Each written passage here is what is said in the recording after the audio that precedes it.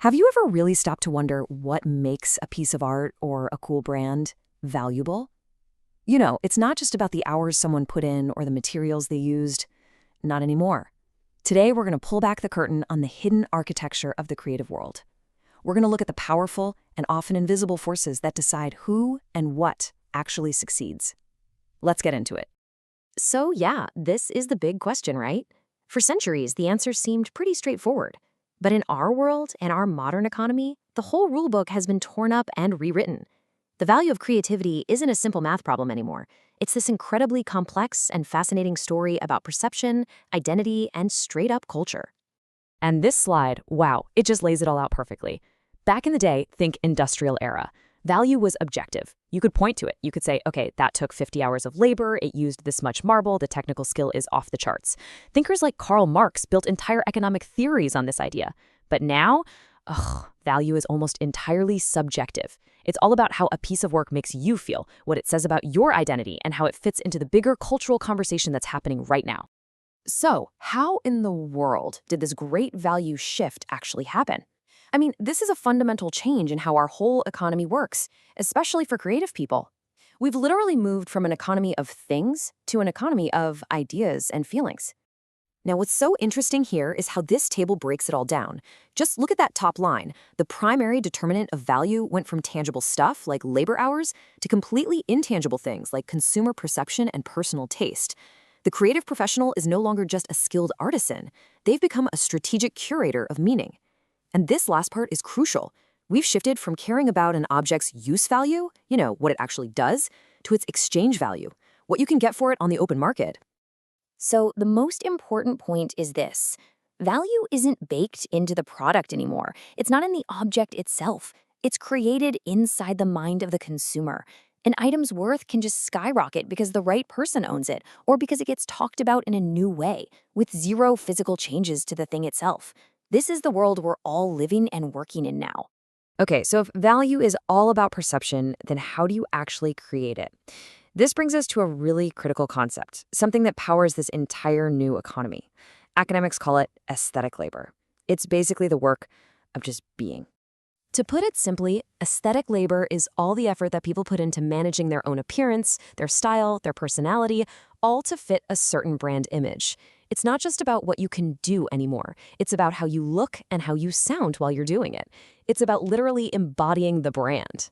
This quote from the original researchers who defined the term it nails it. In this model, the worker's own body and personality become the hardware, a physical asset that can be shaped to reflect a company's image.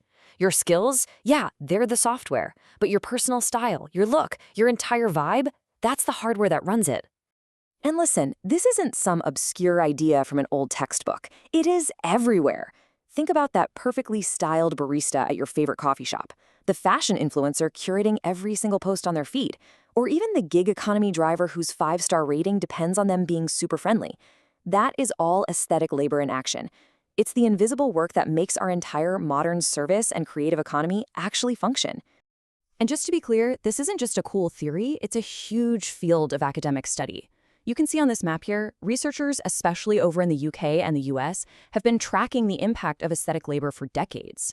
It's a real, recognized, and powerful force that's shaping how we all work today. So if you're a creative professional, how are you supposed to navigate this world where perception is literally everything? Well, you have to become something we might call an aesthetic entrepreneur. And mastering this isn't just a good idea, it's a matter of survival. The sources we looked at actually give this person a name, the aesthetic fashionista. This is the professional who has figured out how to successfully merge their personal brand with their professional output. Their identity is their work, and their work is their identity. That fusion right there is where modern value is born. So how do they pull it off? Well, first, they fashion an identity, super carefully curating a personal brand through their style. Second, they perform what's called glamour labor. That's the constant, exhausting work of projecting an image of success and being in the know, even when things are really tough. Third, they frame their often unstable work not as a job, but as a passion. And finally, and this is a big one, they personally absorb all the financial risks of a market that can change in a heartbeat.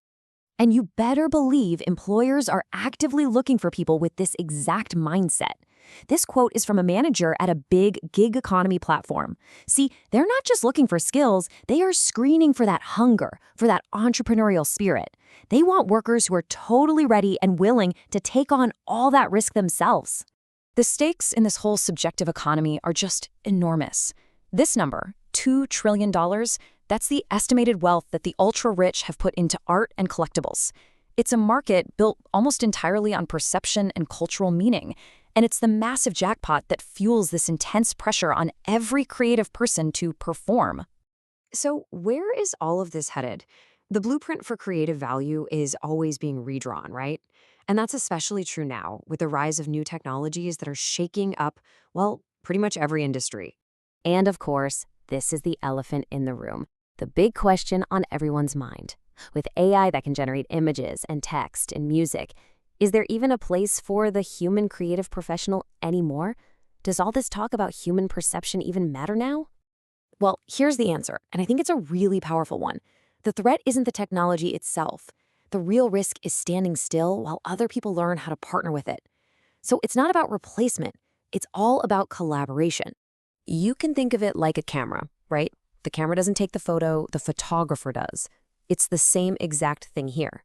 AI is a tool. The real value, the thing that matters, still comes from the human eye, the taste, the judgment, and the vision of the person who's directing that tool.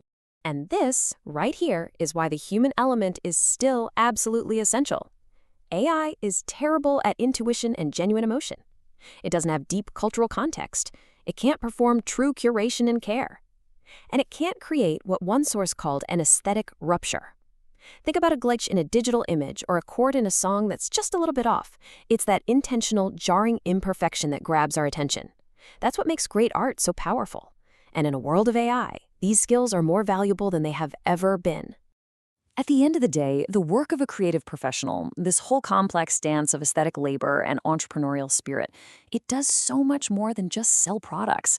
It actually builds the architecture of our aspirations. It designs the cultural blueprints that tell us what to value, what to desire, and maybe most importantly, who we want to be.